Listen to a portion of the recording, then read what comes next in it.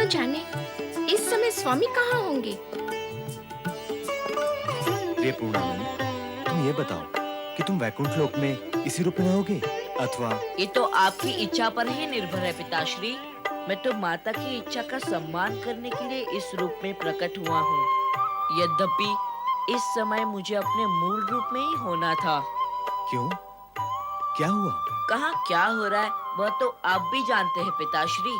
दुष्ट दमनासुर ने दैत्य गुरु से प्रेरित होकर गणेश लोक पर आक्रमण करने का दुस्साहस किया, किंतु बुद्धि सिद्धि ने अपने साहस और बुद्धि कौशल से उसे भागने पर विवश कर दिया और मुझे वहां जाने की आवश्यकता ही नहीं पड़ी। मैं ये रूप त्याग कर अपने मूल रूप में जाना चाहता ही नहीं। हाँ गणेश, मुझे भी तुम इस बाल रूप में भले और प्रिय लगते हो। तुम्हारा ये मनोहारी रूप देखकर देवी पार्वती भी तो धन्य हुई थी। मैं भी धन्य हुई गणेश। गणेश नहीं माता पूर्णानंद। जिस प्रकार आपको मेरा यह बाल रूप प्रिय है, उसी प्रकार मुझे आपका दिया हुआ नाम पूर्णानंद अत्यंत प्रिय है। यह नाम आपके सुमुख से निकलकर और भी आनंदकारी हो जाता है। तुम स्वयं आनंद रूप हो पूर्णानंद। प्रिय पूर्णानंद, तुमने वैकुंठ लोक में आकर आनंद की धारा प्रवाहित की है। दमनासुर को भूलकर तुमने हमारा आनंद बढ़ाया है। दैत्य गुरु, क्या हुआ दमनासुर? दमनासुर क्या हुआ? दैत्य गुरु, मेरा गिरना तो आपने देख ही लिया है, और क्या बताऊं कि वहां पर क्या हुआ। वहां क्या हुआ? गणेश लोक में गणेश था ही नहीं दैत्य गुरु। वहां तो 2 सुंदर स्त्रियां और उनके सेवक थे। उन्होंने हमारे असुरों की दुर्गति कर दी। यदि वहां स्वयं गणेश होता तो क्या होता दैत्य गुरु? मुझे ये बताओ कि तुम्हारी ये दुर्दशा की किसने? एक तो गणेश लोक से मुंह की खा के आरती की, और ऊपर से ये क्रोध चित्कार कर रहा है। किंतु क्या करें, गुरु है, सहना तो पड़ेगा। इन्होंने तो हमें नया जीवन दान दिया है। मेरा प्रश्न ये है कि तुम्हारी ये दशा की किसने?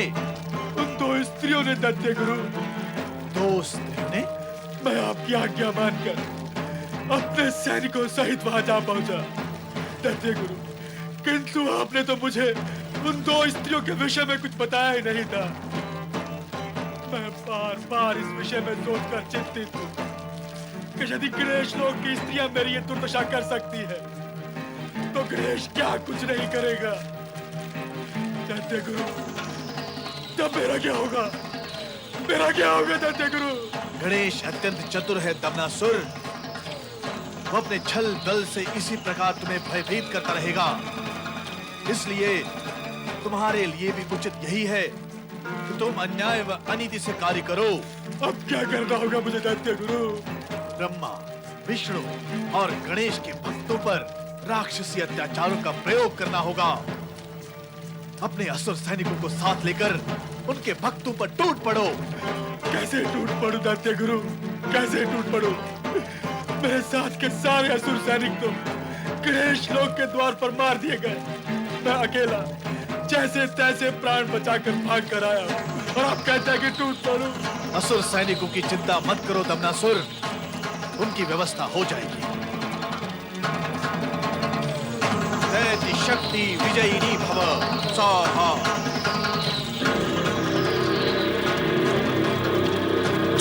महाबली दमनासुर की, दैत्य गुरु शुक्राचार्य की, महाबली दमनासुर की, दैत्य गुरु शुक्राचार्य की, महाबली दमनासुर की। प्रणाम गुरुदेव।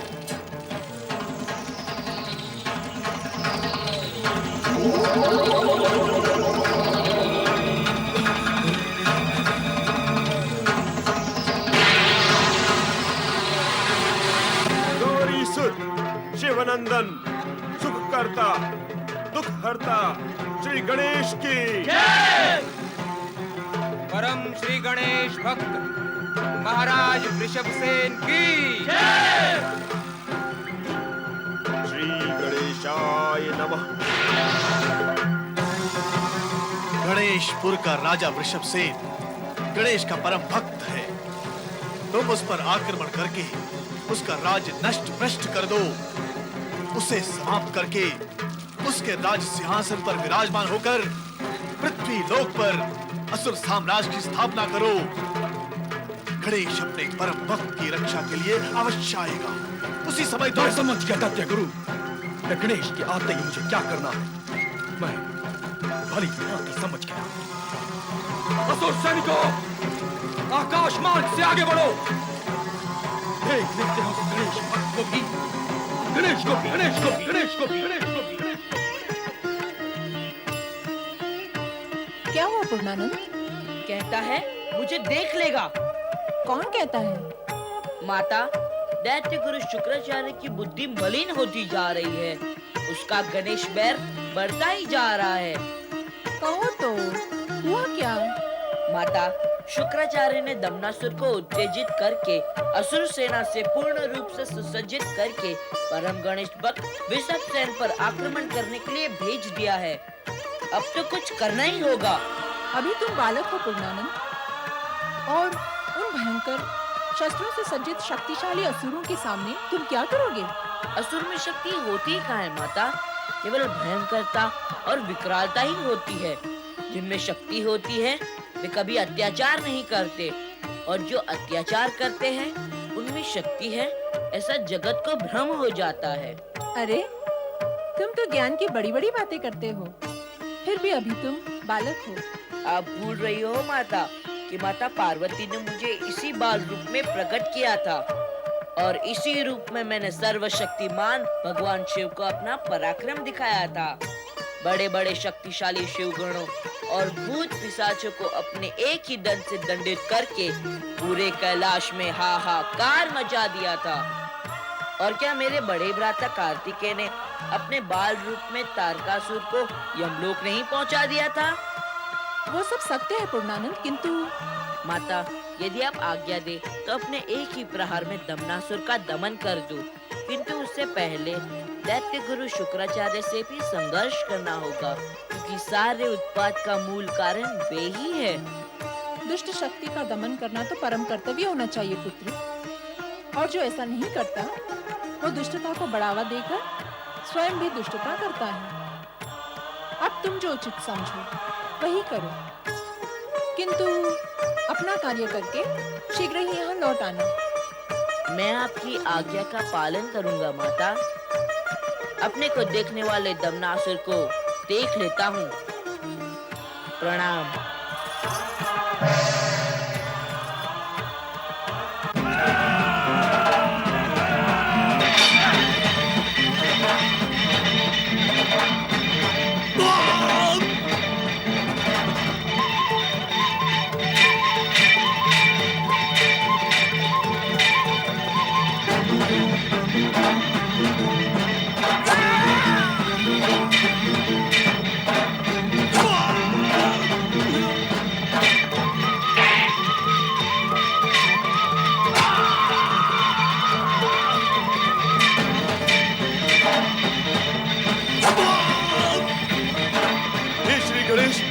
रक्षा करो, मेरी रक्षा करो श्री गणेश। सावधान वृषभसेन, सावधान।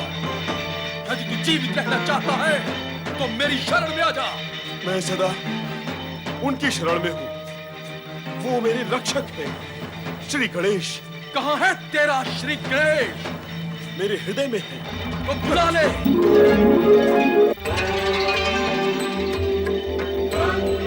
अपने गणेश को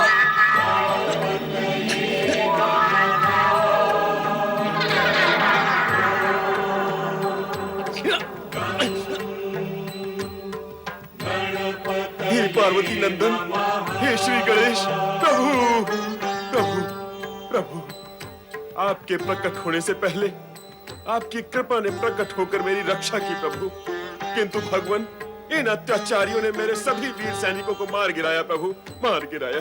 चिंता से मुक्त हो जा राजा वृषभसेन।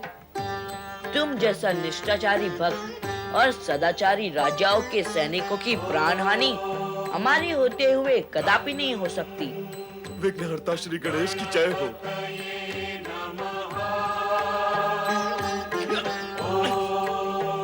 अब इन असुर मूर्तियों का क्या करना चाहिए? उत्तम तो यही होगा कि जहाँ से आए हैं वहीं पहुँचा दूं। हाँ भगवान, यही उत्तम होगा। जब शत्रु स्वयं ही निष्क्रिय हो जाए तो उस पर प्रहार करना उचित नहीं है। आप इन्हें इनके स्थान पर लौटा दें। वैसे इनका मूल स्थान तो वन में है, किंतु शुक्राचार्य ने उन्हें यहाँ भेजा था, इसलिए इन्हें पुनः वहाँ भेजना उचित होगा। यदि अपने प्राण चाहते हो तो शीघ्र शुक्राचार्य आश्रम लौट जाओ।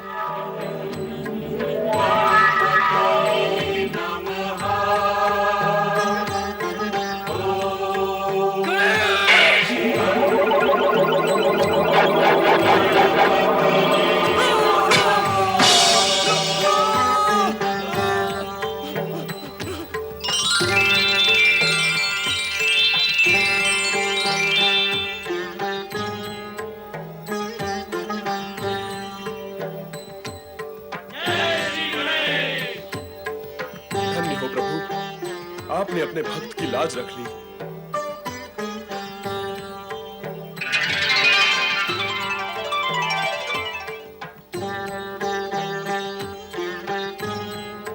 जय श्री गणेश की।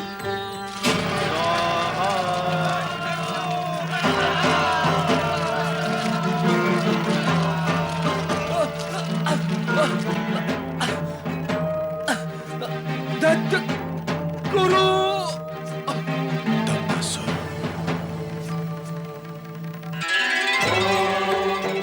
हे दैत्य गुरु शुक्राचार्य, आप जगत पिता भगवान शिव के परम भक्त हैं, इसलिए मैं पूर्णानंद आपको कोई हानि पहुंचाना नहीं चाहता। इतने पर भी एक चेतावनी अवश्य दूंगा कि सोई हुई असुर शक्ति को बार बार जगाकर निर्दोष प्राणियों पर कष्ट पहुंचाने का प्रयत्न ना करें, अन्यथा मैं आपकी सारी दिव्य और मंत्र शक्तियां आपसे छीन लूंगा और फिर आप हाथ मलते रह जाएंगे।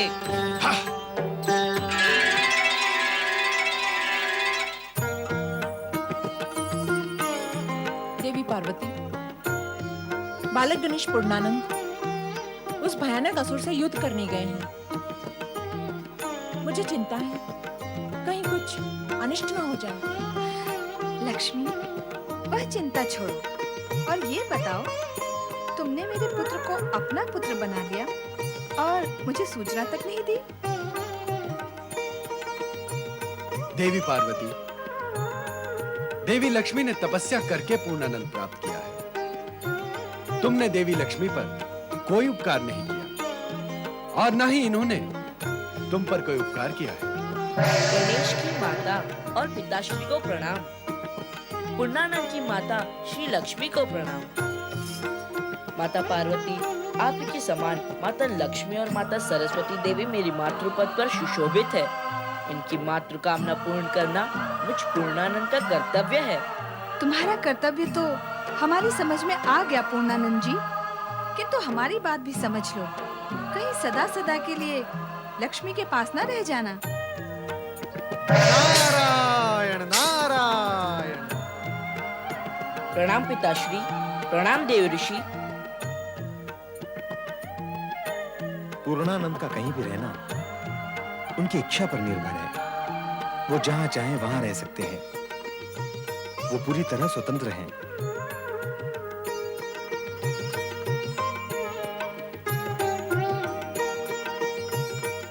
नारायण नारायण।